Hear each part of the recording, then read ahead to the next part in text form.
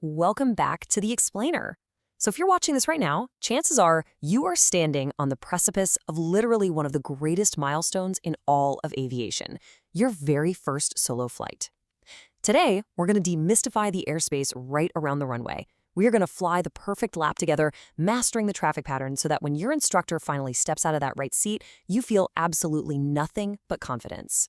Look, it's perfectly normal to feel a massive mix of extreme excitement and, let's be honest, high anxiety right now. You might even be fighting that infamous death grip on the yoke.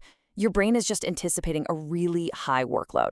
Okay, let's dive into this because the absolute best way to lower that anxiety is to organize your mental workload before you ever even start the engine.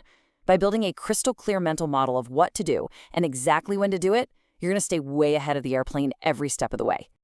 Consider this our pre-flight briefing. We're going to cover the first solo arena, mastering the initial climb, safe pattern departures, joining the traffic flow, and finally, aviate, navigate, communicate. Section 1, the first solo arena. So, what is the traffic pattern exactly? It's essentially just a standard rectangular flight path built around an airport. And it exists for a very simple, practical reason: to maintain a safe, predictable, and orderly flow of all the aircraft coming and going. At most airports, this pattern sits at exactly 1,000 feet above ground level, or AGL. And typically, all the turns you make in the pattern are to the left. Why? Well, since you, the pilot in command, sit in the left seat, standard left-hand turns give you a spectacular, totally unobstructed view of the runway at all times. And this brilliantly illustrates the structure of that path. It isn't just some random circle. It actually features 5 very distinct legs. First, you take off on the upwind leg. Then you turn onto the crosswind leg, which is perpendicular to the runway. Next up is the downwind leg, flying parallel to the runway but in the complete opposite direction of your landing.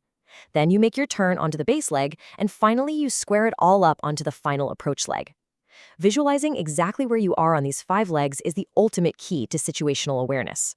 Section 2, mastering the initial climb.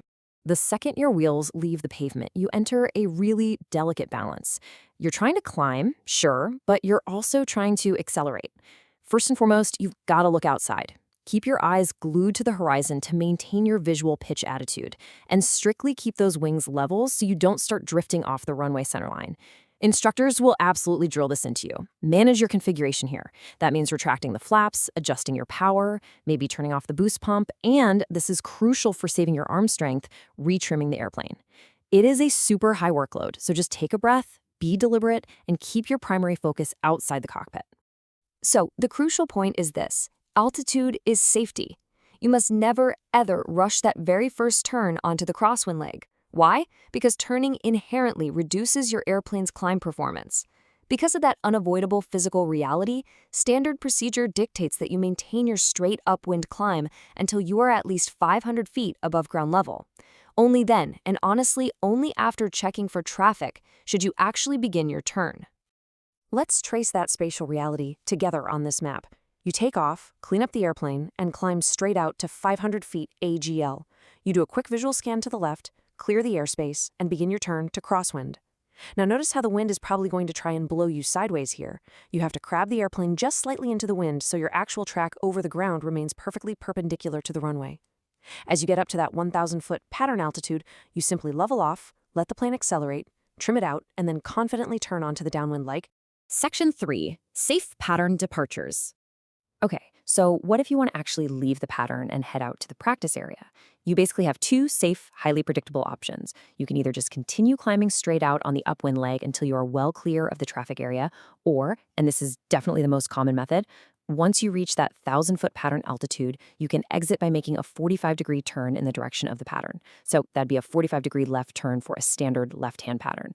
Notice that altitude is the real gateway here. You only ever maneuver away from the standard flow once you've officially reached pattern altitude. Now, if you are flying out of a non-towered airport, meaning there's no air traffic controller directing the show, your radio is literally your primary defense. You have got to make advisory calls on the Common Traffic Advisory Frequency, or CTAF. You announce right before you move from parking, before you pull onto the active runway, and you definitely announce your departure heading as you leave the pattern. Doing this allows every other pilot in the area to build a mental map of exactly where you are and where you're headed. Section 4. Joining the traffic flow. So you're coming back, but before you even get close to the airport, you need to make sure your instruments are telling you the truth. Remember, your altimeter reads your height above means sea level, not ground level.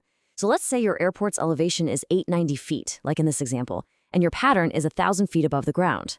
You need to do the math and fly at an indicated altitude of 1,890 feet. Getting the most current altimeter setting from the automated weather broadcast is absolutely vital here, so you don't accidentally enter the pattern too high or too low and risk a collision. Now, what's really interesting about this slide is the distinct contrast between leaving the pattern and re-entering it. On the left, you see that 45-degree exit we just talked about, but on the right, you see the standard entry. To safely join the flow at a non-towered field, you want to approach the downwind leg at a 45-degree angle, aiming to enter right at the midpoint of the runway, exactly at your pattern altitude. This specific geometry is brilliant because it gives you the maximum possible amount of time to spot any aircraft that are already on the downwind leg, so you can merge seamlessly in right behind them. Section 5. Aviate, navigate, communicate. As we've seen, the traffic pattern demands that your eyes are outside the airplane. So before you plunge into that high workload environment, you really need to get the aircraft configured. We use the FRA-HA periodic check for this. First, check your fuel. Make sure you're on the proper tank. Pump is on, mixture is rich. Check your radio. Confirm you have the correct frequency dialed in. Check your engine gauges for those happy green arcs. Ensure your heading indicator actually matches your magnetic compass. And verify your altitude and altimeter setting. Doing this quick check miles away from the airport frees up so much brain space, allowing you to just focus on flying the pattern once you arrive. But hey, as a solo student, it's natural to wonder, what if something stops working? What if your radio just suddenly dies? Or worse, your engine starts running rough? First things first, take a breath. Aviation is built entirely on strict, simple protocols designed to keep you safe. If your radio fails, you literally just change your transponder code to 7600. Air traffic control will instantly see this on their radar, and if you're at a towered field, they will break out colored light guns from the tower to give you visual clearance to land.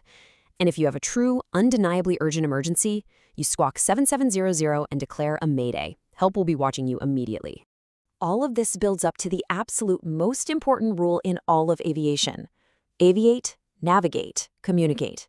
And yes, in that exact order. Fly the airplane first. Keep your airspeed up, keep the wings level. Then figure out where you are going to land. Only after the airplane is safely under control and pointed exactly where you want it do you even think about picking up the microphone to talk. Never, ever drop the airplane to fly the microphone. And with all that in your toolkit, you're ready. The pattern isn't some crazy mystery. It's really just a series of well-planned, well-executed steps. By mastering your initial climb, anticipating those radio calls, and always keeping your priorities straight, that perfect lap is entirely within your grasp. You know the procedures, your instructor obviously knows you're ready, and now it's just time to climb into that left seat. So where will your first solo take you? Thanks for joining me on this explainer, and we'll see you next time.